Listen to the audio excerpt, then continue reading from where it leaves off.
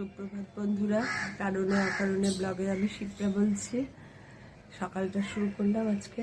কালকে শনিবার গেছে, কালকে রাত্রে দুপুর থেকে বাবান আমার কাছে ছিল, রাত্রেও ছিল। ওর মারা বেরিয়েছে, ফিরতে ফিরতে প্রায় 11টা সাড়ে 11টা হয়ে গেছে।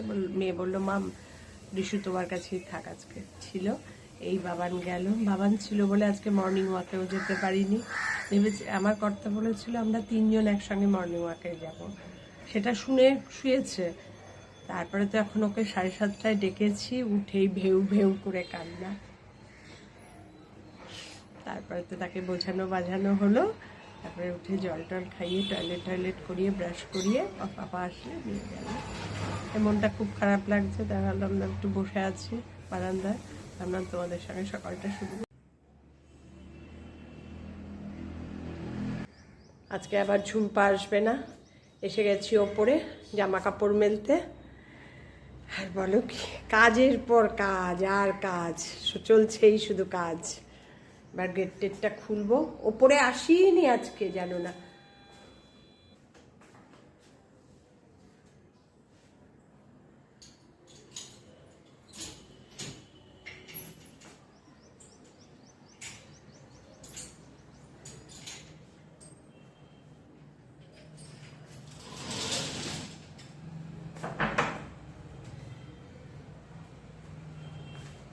এই গেট খোলা হলো 3 তলায়। এখন যেহেতু বাবান আরও ছিল, সেই জন্য আরও বেশি কাজের একটু উল্টোপাল্টা হয়েছে। তার মধ্যে ঝুম্পা আসেনি, সব ম্যানেজ করা। এবার জামা কাপড় মেলবো, চলো আমাদেরও নিয়ে যায়। নেক্সট কাজ জামা কাপড়গুলো মেলে নিই। তোমাদের সঙ্গে রোজই টুকটাক করে সবই শেয়ার করি, আজকেও এগুলোই শেয়ার করছি। আজকে আর রান্না কিচ্ছু করবো না, প্রচুর রান্না ফ্রিজে আছে। ছোট মেয়ে নেই, আমরা দুজন। সানডেতে মানুষ অনেক রান্না করে, আমার সানডেতে কিচেন বন্ধ।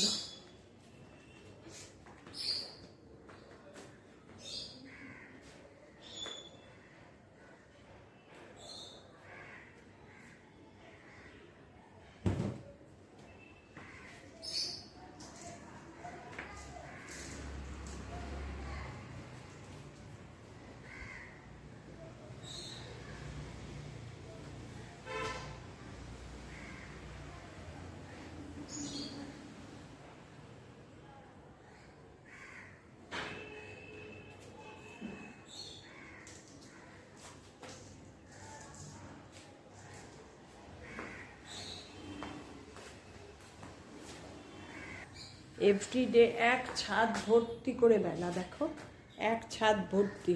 তোমাদের ঘুরিয়ে ঘুরিয়ে দেখাচ্ছি, দেখো এক ছাদ ভর্তি এভরিডে।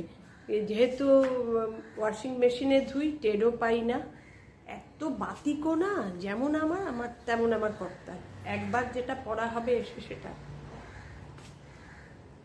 বেলাবেলির পর্ব শেষ হলো, এবার এখানে দেখো না, তোমাদের দেখাই। 4 তলায় যে ফোল্ডিং খাটটা ছিল সেটা নিয়ে এসছে কর্তা 3 তলায়, নাহলে হাওয়াতে পুরো উড়িয়ে মানে উল্টো পাল্টা হয়েছিল, যার জন্য এটা এখানে নিয়ে এসছে। তাই জন্য এবার এখানটায় এসে শুয়ে বসে থাকতে পারবো। বাবা, স্ট্যান্ডটা নিয়ে নিয়ে ঘুরতেও পারি না আর। এই ফোল্ডিং খাটে এবার মেলতে এসেও কি বলো তো, ব্যস্ততা নেই যাওয়ার। যদিও ঘরে খাট আছে, তাও এখানটায় বেশি হাওয়াও লাগবে, একটু আরাম। ওটা 4 তলায় ছিল, ওটাকে নামিয়ে নিয়ে এসছে। তো যাই হোক, এখন তোমাদের সঙ্গে বলি আর কি কথা চোখ দেখা নিয়ে। এবার ক্রস চেক করতে যাব মঙ্গলবার, মেয়ে জিবিতে অপথোলজিস্ট দেখাতে নিয়ে যাবে, আই স্পেশালিস্ট। সবচেয়ে ভালো ডাক্তার যে, তাকেই দেখাবে। আর দেখা যাক কি বলে, কি হয়। আমার তো ভয় লাগে। আর একটা কথা, এক একজন যে ভিডিও করে না, ক্যামেরা করে, কি সেজে বুঝে, আমি না এত সেজে বুঝে করতে পারি না। আমি যেরকম থাকি সারাদিনে যেরকম সেরকম। আমার হেয়ার কাটটা তো তোমাদের আর দেখানোই হয়নি। আমি তো সারাক্ষণ ঝুটি করেই থাকি গরম বলে। এই দেখো, আমি হেয়ার কাট করেছি নতুন, একদম চুল কেটে ছোটো করে ফেলেছি, অনেকটাই ছোট করে ফেলেছি। আমি আর না বড় চুল এখন আর ম্যানেজ করতে পারি না, যার জন্য এখন একদম ছোট করে ফেলেছি। কিন্তু হলে কি হবে, সেই চুল তো এক মুহূর্ত আমি ছেড়ে রাখতে পারি না, সব সময় ওই একটা ঝুটকি। যখন হেয়ার কাট করতে গেছি আর তোমাদের সঙ্গে ভিডিও করা হয়নি। আমি গেছিলাম বরানগরে, আমার মেয়ের ননদ আছে, ফ্লন্ট বোধহয়, সেখান থেকেই হেয়ার কাটটা করে এসেছি। ঠিক আছে, এবার তোমাদের সঙ্গে গল্প শেষ করে এবার একটু লম্বা হয়ে শোবো এখানে। টাটা। আজকে সকালের মোটামুটি একটা পর্ব কাজ শেষ হলো। ঝুম্পাও আসেনি, আমার ব্যস্ততাও নেই।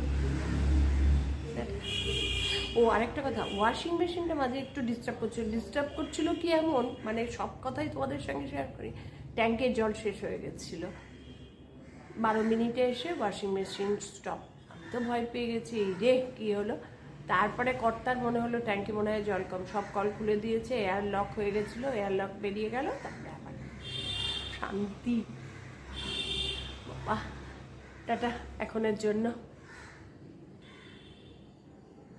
দুপুর পর্যন্ত তোমাদের সঙ্গে ভিডিও শেয়ার করেছি, জামা কাপড় মেলা, ছাদে গিয়ে একটু রেস্ট নেওয়া, কোল্ড ড্রিঙ্ক খাতে, তারপরে তো লাঞ্চ করেছি, করে দুপুরে ঘুম, মানে প্রচন্ড ঘুম ঘুমিয়েছি, একদম 6:30টায় উঠেছি। ওঠার পরে একটা শান্তির বৃষ্টি হলো সন্ধ্যেবেলায় কলকাতায়।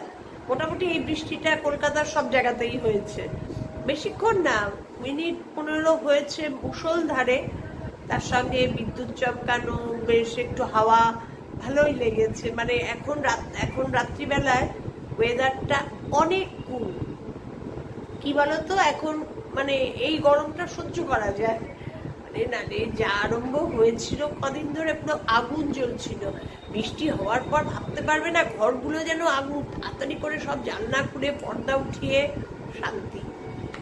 এখন ডিনার হয়ে গেছে, চলে এসেছি সামনে, সারেগামাপা শুরু হবে, এখনো শুরু হয়নি, তাই ভাবলাম তোমাদের সঙ্গে একটু কথা বলে নিই, আজকের দিনটা শেষ করি। সারেগামাপা দেখার আমার এত নেশা যে বলার বাইরে। শুরু হয়ে গেল সারেগামাপা, কৌশিকী চক্রবর্তীর গান দিয়ে শুরু হলো।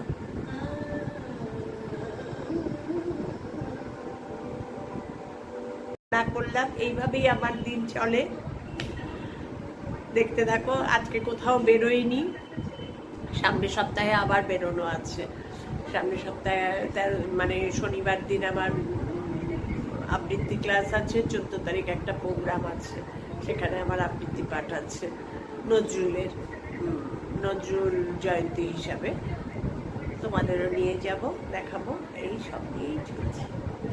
শুভরাত্রি, আমার সঙ্গে থেকো, আমার ভিডিওটা দেখো, শেয়ার করো, লাইক কমেন্ট করে দিও, তাহলে আমি একটু এনকারেজ পাবো আমার দিনলিপিটা বলার মতন। ঠিক আছে, টাটা, শুভরাত্রি।